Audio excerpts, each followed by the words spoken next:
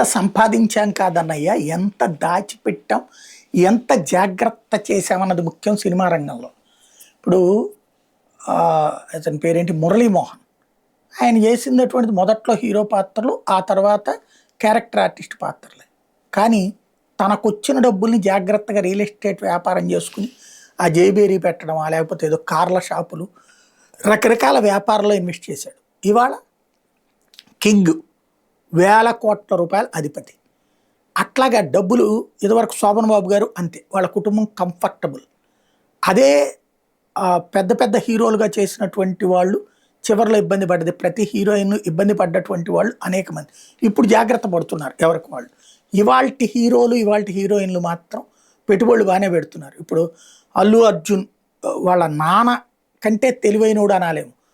వాళ్ళ నాన్న సినిమా నిర్మాతగా చేస్తే తర్వాత ఇప్పుడున్నటువంటి జనరేషన్కి తగ్గట్టుగా ఆహా లాంటి ప్లాట్ఫారాలు కూడా పెట్టి టెక్నిక్గా ఎప్పటికప్పుడు అప్డేట్ అవుతుంది.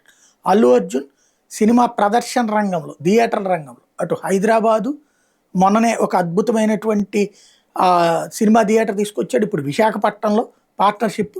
ఓవరాల్గా బిజినెస్ రూటు, అలాగే ఇన్వెస్ట్మెంట్స్ ఏ రూట్లో పెడితే బాగా సంపాదించవచ్చు అన్న దాని మీద జాగ్రత్తగానే వెళ్తున్నాడు. నాన్నకి మించిన కొడుకో లేకపోతే నాన్నతో పోటీ పడే కొడుకు అనొచ్చు.